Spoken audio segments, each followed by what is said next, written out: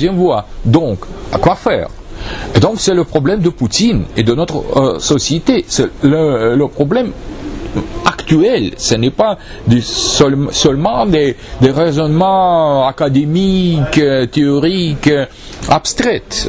C'est le défi de temps où la Russie réussit à construire la quatrième théorie politique, non libérale, mais adaptée à nos demandes historiques, où la Russie n'existera plus. Parce que dans le projet libéral, le pays perdra définitivement l'identité propre et s'éclatera.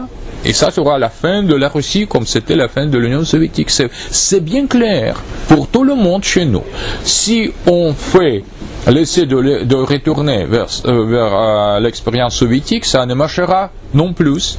Donc c'est à exclure. Si nous allons à construire l'État-nation d'un type européen, ça sera la grande réaction des peuples, des ethnies et des minorités, surtout les minorités musulmanes, donc qui jamais n'accepteront ça. Donc même par les raisons pragmatiques, toutes les trois solutions ne marchent pas. Donc il ne reste que la quatrième théorie politique.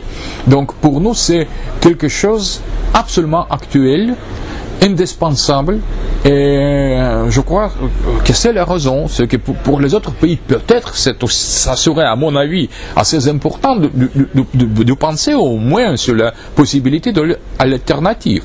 Mais le libéralisme est plus ou moins assimilé par les sociétés occidentales où il était né. Mais pour la société russe, par la société russe, on ne peut pas assimiler, on ne veut pas assimiler le libéralisme. Donc c'est le problème, mais c'est la différence. Pour nous, c'est la question de la vie ou de la mort.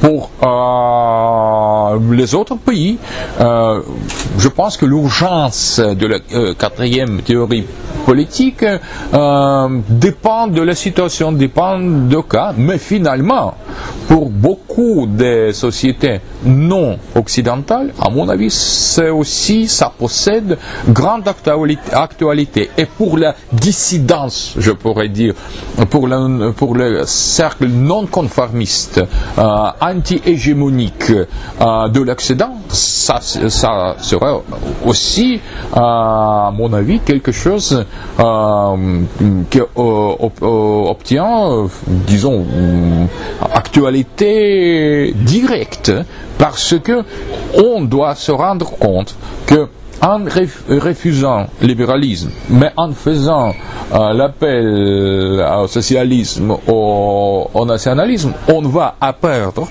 Mais en même temps, on renforcera de même geste le libéralisme. Donc, on ne peut pas être tellement bête de répéter la même chose, destinée d'avance à être perdu.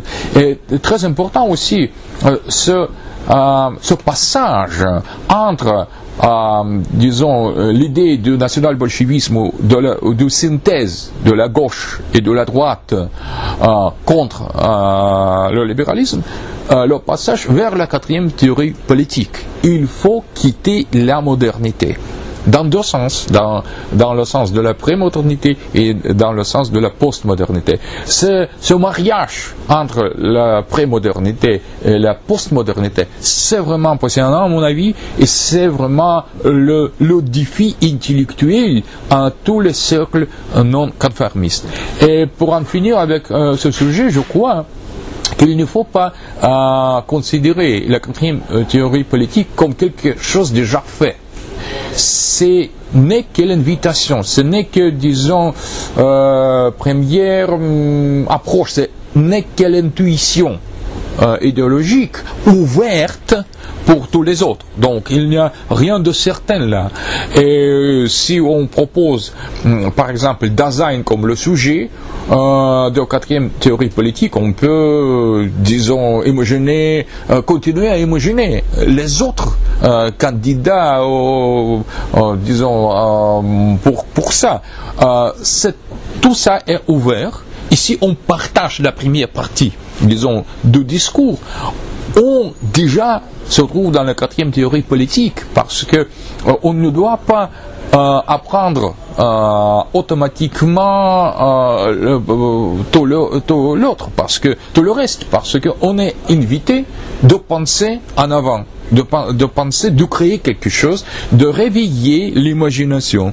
Je suis sûr que ça commence à partir de la Russie, mais ce n'est pas seulement la Russie que cette initiative concerne. C'est vraiment quelque chose universel dans l'état actuel des choses, quand le libéralisme nous attaque d'une manière planétaire, globalement, et on doit donner la réponse planétaire aussi.